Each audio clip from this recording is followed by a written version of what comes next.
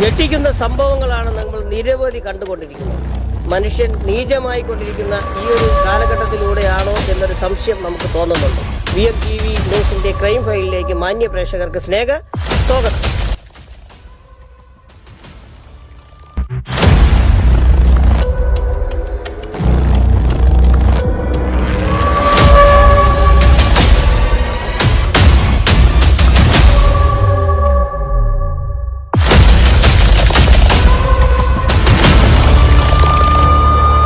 Thiruvananthapuram CETയിലെ engineering വിദ്യാർത്ഥിയായിരുന്ന Bengal സ്വദേശി ശ്യാമൾ മണ്ഡലിനെ തട്ടിക്കൊണ്ടുപോയി കൊലപ്പെടുത്തിയ കേസിൽ 2 പതിറ്റാണ്ടായി നിയമത്തിന്റെ കണ്ണുവെട്ടിച്ച് നടന്ന 1-ാം പ്രതി നേപ്പാൾ സ്വദേശി ദീപക് എന്ന ദുർഗ ബഹദൂർ ഭട്ട് ഛേത്രി ഒടുവിൽ കുടുങ്ങി.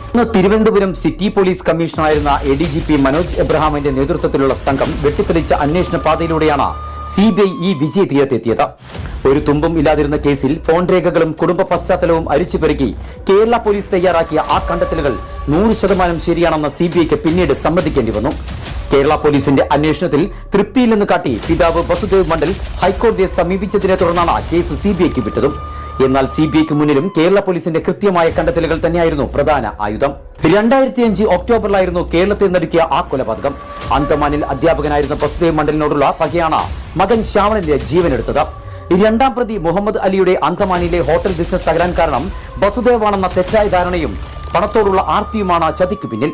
20 ലക്ഷം രൂപ മോചനദ്രവ്യം ആവശ്യപ്പെട്ട ശ്യാമളിനെ തട്ടിക്കൊണ്ടുപോയെങ്കിലും പോലീസ് വിവരം അറിഞ്ഞതോടെ പ്രതികൾ പയ്യനെ കൊന്ന് ചാക്കിൽ കെട്ടി തിരുവല്ലം വള്ളാർ ഭാഗത്തെ റോഡരികിൽ ഉപേക്ഷിക്കുകയായിരുന്നു. എന്നാൽ ഇപ്പോൾ 1-ാം പ്രതി കൂടി പിടിയിലായതോടെ നീതി നടപ്പിലാക്കുമെന്ന് ഉറപ്പായിരിക്കുകയാണ്. കേരള പോലീസ് പടുത്തുയർത്തിയ ശക്തമായ തെളിവുകളുടെ അടിസ്ഥാനത്തിൽ തന്നെയാണ് CBI ഈ കേസ് വിജയിപ്പിച്ചതെന്ന് നമ്മുടെ പോലീസിനും അഭിമാനകരമാണ്. നാഗ്പൂരിൽ CBI നടത്തിയ അതീവ രഹസ്യമായ ഓപ്പറേഷനിലാണ് ഈ കൊടും ക്രിമിനൽ വലയിലായത്. കൊലപാതകത്തിന് ശേഷം അപ്രത്യക്ഷനായ ദീപകിനെ കണ്ടെത്തുക എന്നത് CBIക്ക് മുന്നിലെ വലിയ വെല്ലുവിളിയായിരുന്നു. കഴിഞ്ഞ 20 വർഷമായി സൂരജ് ബി ഭട്ട് എന്ന പേരിൽ നാഗ്പൂരിൽ ആൾമാറാട്ടം നടത്തി ഒളിവിൽ കഴിയുകയായിരുന്നു ഇയാൾ.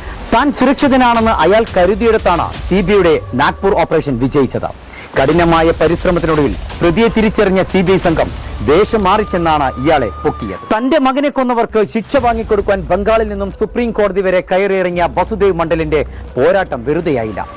2-ാം പ്രതി മുഹമ്മദ് അലിക്ക് നേരത്തെ ഇരട്ട ജീവപര്യന്തം ലഭിച്ചിരുന്നെങ്കിലും അടുത്തിടെ ജാമ്യം ലഭിച്ചത് വലിയ വിവാദമായി. പിടിയിലായ ദീപകിനെ കോടതിയിൽ ഹാജരാക്കി തുടർ നടപടികൾ സ്വീകരിക്കും. ഒളിവിൽ കഴിയാൻ ഇയാളെ ആരെങ്കിലും സഹായിച്ചിട്ടുണ്ടോ എന്നതടക്കമുള്ള കാര്യങ്ങൾ CBI അന്വേഷിക്കുന്നുമുണ്ട്. നീതി വൈകിയെങ്കിലും അത് നിഷേധിക്കപ്പെട്ടില്ല എന്ന വലിയ സന്ദേശമാണ് ഈ അറസ്റ്റുകളിലൂടെ പുറത്തു വരുന്നത്. നിരവധി കേസുകൾ നടക്കുന്നത് കാരണം ആംബുലൻസുകൾ ചീറിപ്പായുന്ന ഓരോ റോഡുകളുമാണ് നമുക്ക് കാണാൻ സാധിക്കുന്നത്. ക്രൈം ഫയലുമായി വീണ്ടും കാണാം. നന്ദി, നമസ്കാരം.